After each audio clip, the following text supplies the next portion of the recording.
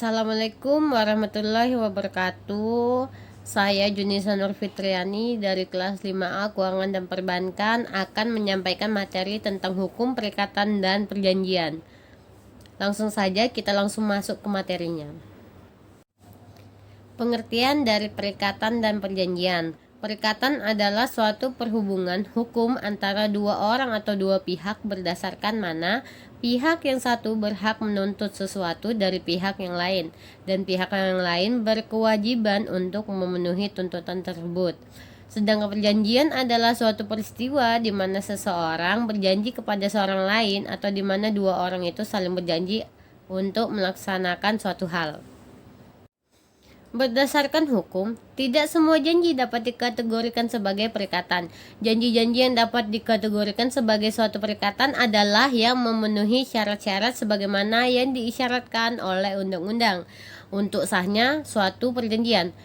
Kata sepakat antara kedua belah pihak, tidak ada paksaan dan penipuan.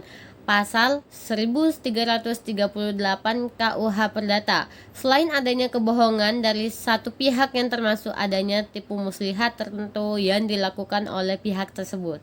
Kecakapan untuk melakukan tindakan hukum, yaitu orang dewasa dan sehat akalnya. Kedewasaan menurut KUH Perdata adalah umur 21 tahun. Kemudian telah dikesampingkan oleh ketentuan Undang-Undang Nomor 1 Tahun 1974 bahwa seseorang dianggap telah dewasa apabila setelah umurnya 18 tahun. Syarat pertama dan kedua, kesepakatan dan kecakapan, merupakan syarat subjektif karena berkenaan dengan subjek hukum atau orang perorangan atau badan hukum yang melakukan perjanjian. Bila kedua syarat tersebut tidak dipenuhi, misalnya kalau perjanjian tersebut dilakukan karena adanya paksaan atau dilakukan oleh orang yang dimasukkan dalam golongan tidak cakap menurut hukum, maka perjanjian tersebut dapat dibatalkan. Sedangkan syarat ketiga dan keempat merupakan syarat objektif karena mengenai objek dari perjanjian. Oleh sebab itu, bila syarat tersebut tidak dipenuhi, maka perjanjian tersebut batal demi hukum. Sumber-sumber perikatan. 1. Perikatan yang lahir karena undang-undang. Perikatan yang lahir dari undang-undang karena perbuatan seseorang yang melanggar hukum diatur dalam pasal 1365 KUH Perdata. Yang B. Pasal ini menyatakan bahwa tiap perbuatan yang melanggar hukum mewajibkan orang yang melakukan perbuatan itu karena kesalahannya telah menimbulkan kerugian untuk membayar kerugian tersebut. Yang kedua, perikatan yang lahir karena perjanjian atau persetujuan. Sedangkan apabila suatu perjanjian atau persetujuan tersebut tidak memenuhi syarat sahnya suatu perjanjian, menurut pasal 1320 KUH Perdata, maka berakibat perjanjian tersebut dapat dibatalkan atau batal demi hukum.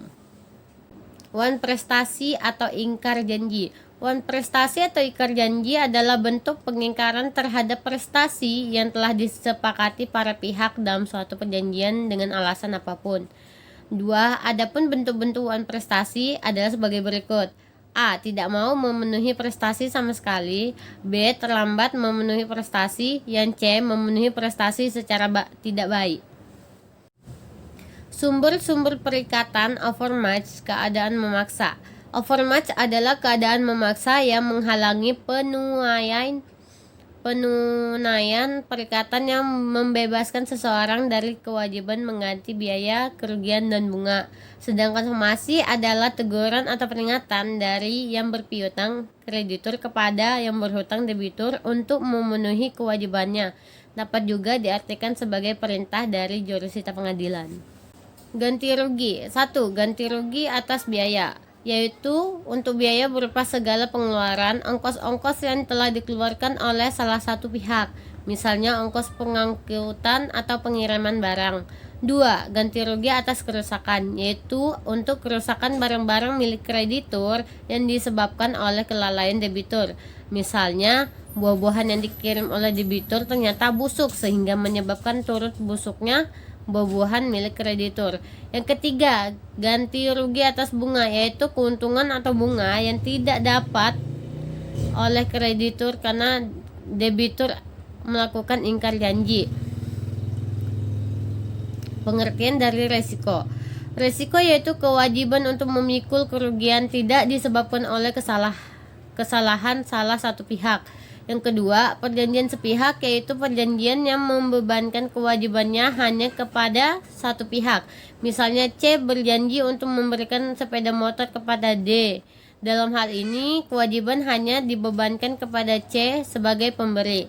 Yang ketiga, sedangkan perjanjian timbal balik yaitu perjanjian yang membebankan kewajiban pada kedua belah pihak. Misalnya E menyewakan rumahnya kepada F. E berkewajiban untuk menyerahkan kenikmatan atas rumah tersebut dan F berkewajiban membayar sewanya. Macam-macam perikatan. Perikatan murni atau bersahaja artinya perikatan yang masing-masing pihak terdiri dari satu orang mempunyai satu kewajiban dan satu hak. Yang kedua, perikatan bersyarat. Perikatan ini terbagi menjadi dua jenis. Yang pertama A, perikatan dengan syarat tangguh yaitu perikatan yang terjadi atau tidaknya ditangguhkan hingga terjadinya suatu peristiwa. Sedangkan B, perikatan dengan syarat batal yaitu perikatan yang pemenuhannya prestasinya dapat berakhir dengan terjadinya suatu peristiwa. Yang ketiga, perikatan dengan ketepatan waktu. Perikatan ini menghendaki agar lamanya waktu ditentukan atau pelaksanakan ditangguhkannya. Yang keempat, perikatan alternatif. Perikatan ini pemenuhan prestasinya dapat dipilih oleh debitur dari berbagai alternatif yang ditentukan dalam perjanjian. Yang lima, perikatan tanggung-menanggung. Dalam perikatan ini salah satu pihak terdiri dari beberapa orang yang masing-masing dapat dituntut untuk memberikan suatu prestasi secara penuh. 6. Perikatan yang dapat dibagi dan tidak dapat dibagi. Perikatan yang dapat dibagi yaitu perikatan yang dapat dibagi dengan tidak mengurangi hakikat prestasi tersebut. Macam-macam perikatan. Perikatan dengan ancaman hukum yaitu perikatan yang disertai dengan ancaman hukum yang merupakan jaminan bagi pelaksanaan perikatan tersebut jika debitur tidak bisa memenuhi prestasinya. Yang kedelapan, perikatan yang lahir dari undang-undang.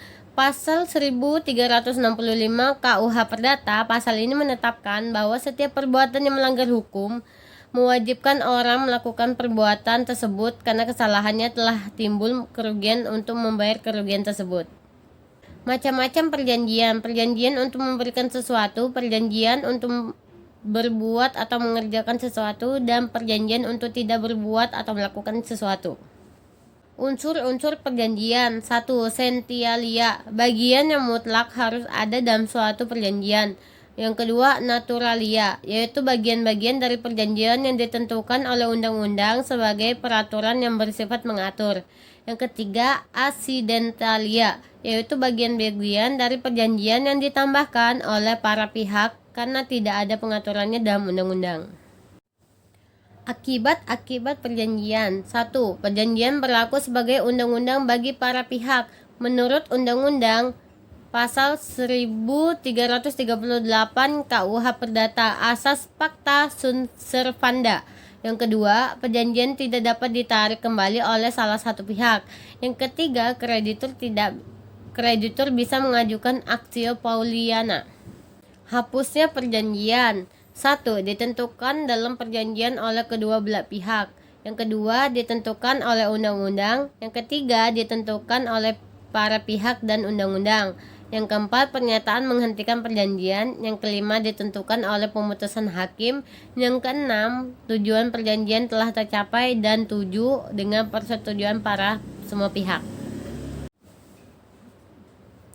Pemberi kuasa. Pemberi kuasa adalah suatu perjanjian antar satu pihak yang memberikan kekuasaan atau wewenang kepada orang lain, sedangkan orang lain ini menerimanya untuk menyelenggarakan suatu urusan untuk dan atas nama pemberi kuasa tersebut.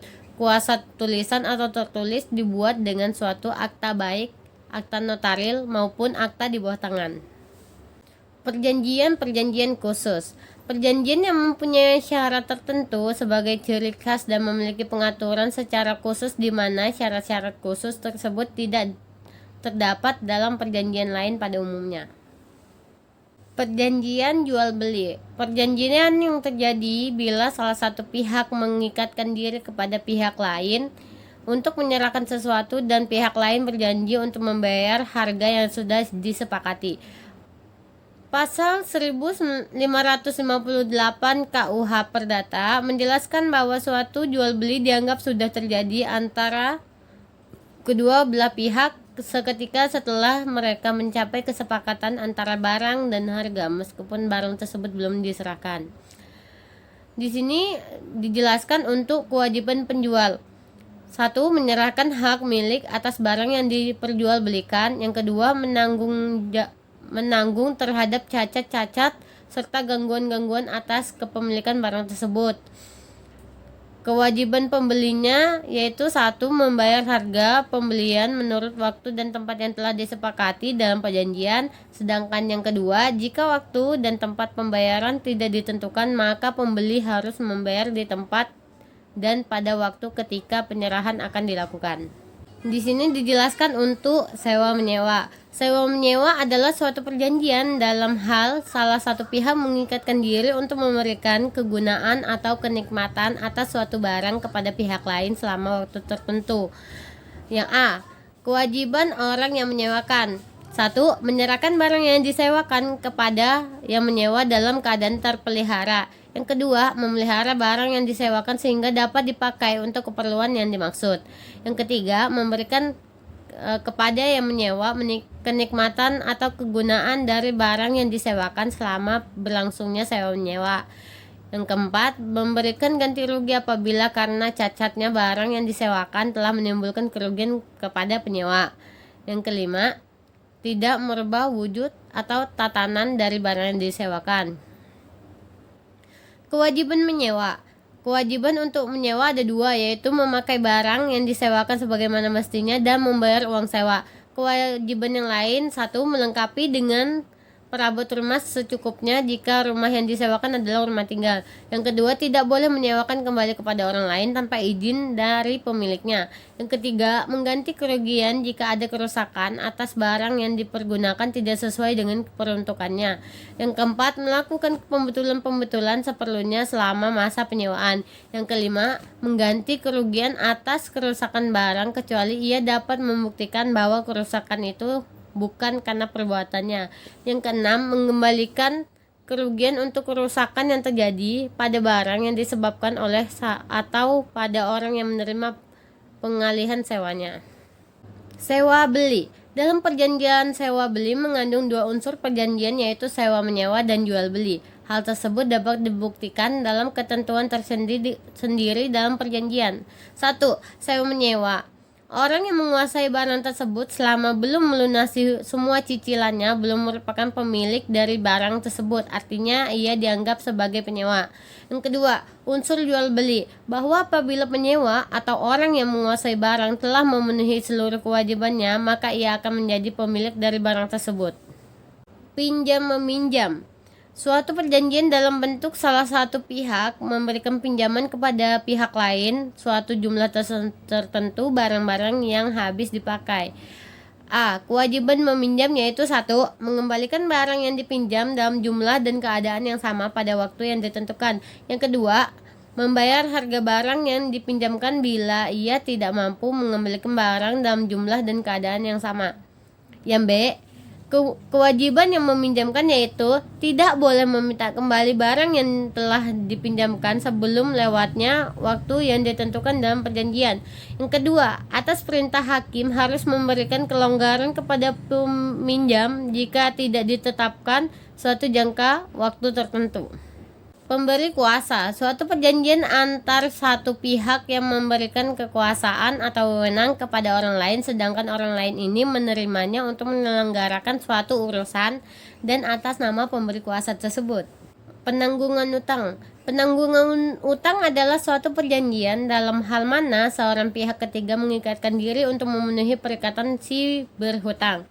Hak-hak penanggung utang. 1. Menuntut pembayaran utang dari si berutang walaupun penanggungan itu dilakukan tanpa sepengetahuan si berutang. Yang kedua, menuntut penggantian biaya ganti rugi dan bunga jika ada alasan-alasan untuk itu. Yang ketiga, menggantikan segala hak si berutang kepada si berutang termasuk hipotek, fidusia, dan lain-lain. Perjanjian kerja adalah suatu perjanjian yang terjadi antara pekerja atau buruh dengan majikannya. Buruh menyatakan kesanggupan untuk bekerja pada majikan dan majikan menyatakan kesanggupan untuk memperkerjakan buruh dengan membayar upah. Sekian presentasi dari saya. Jika ada kesalahan kata mohon dimaafkan. Wassalamualaikum warahmatullahi wabarakatuh.